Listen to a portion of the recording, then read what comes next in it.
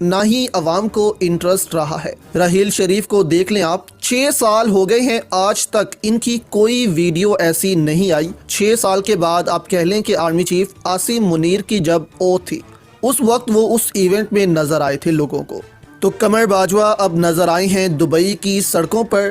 اس سے قبل ایک دبئی کے ہوٹل میں بھی لوگوں نے ان کی تصویر بنا لی تھی اور عادل راجہ کے مطابق ان کو وہاں سے بھاگنا پڑ گیا تھا۔ اب یہ جو ویڈیو سامنے آئی ہے دوستو، یہ بہت کچھ بول رہی ہے۔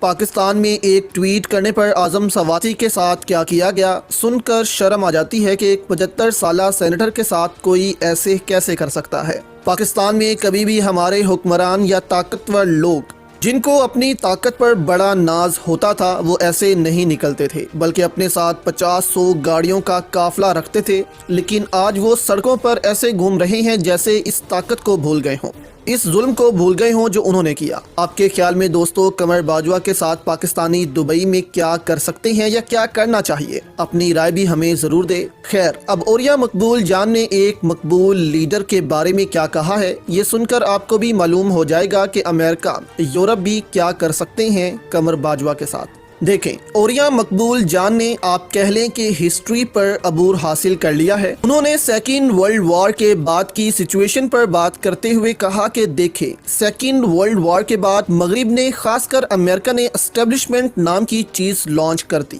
سب سے پہلے امریکہ میں اور اس کے بعد دنیا کی مختلف ڈیموکریسیز میں۔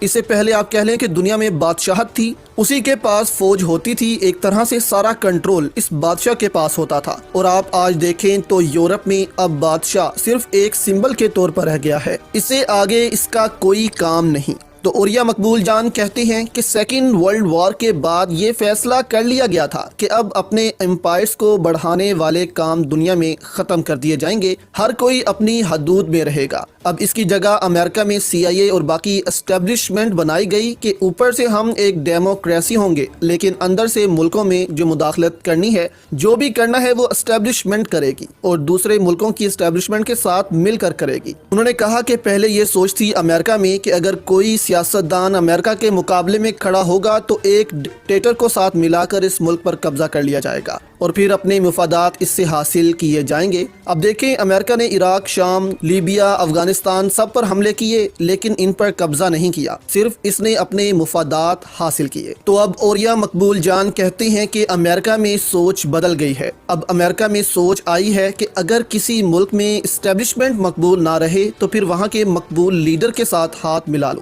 انہوں نے یہاں پر چلی اور ایران کی مثال دی کہ جب چلی کے جنرل نے گڑبڑ کی، امریکہ کا بندہ تھا وہ، جب امریکہ نے دیکھا کہ وہاں کی عوام تو اس کے سخت خلاف ہو گئی ہے، ہم نے اس کو پناہ دی تو ہمارے خلاف بھی ہو جائیں گے، تو امریکہ نے اسی جنرل کو کان سے پکڑا اور واپس اس کے ملک ہی بھیج دیا کہ جاؤ اور مقدموں کا سامنا کرو۔ اور ایران میں جب شاہ ایران کا تختہ الٹا اور وہ ملک سے بھاگا تو اس کو بھی دنیا میں چھپنے کی جگہ تک نہیں ملی۔ جو ملک شاہ ایران کو استعمال کر رہے تھے انہوں نے بھی اس سے منہ موڑ لیے۔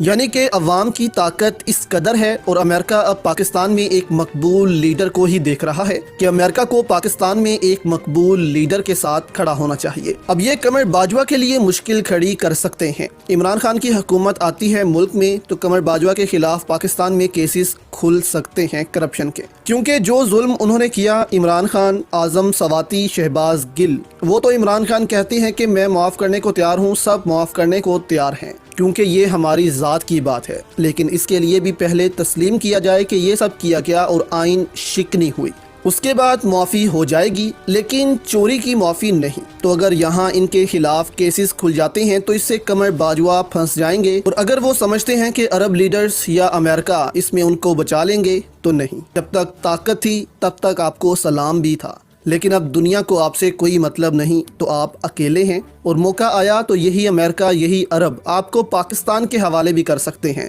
کہ جاؤ اپنے مقدمے سنو، اور عمران خان کہہ چکے ہیں کہ چوری کی معافی ہرگز نہیں۔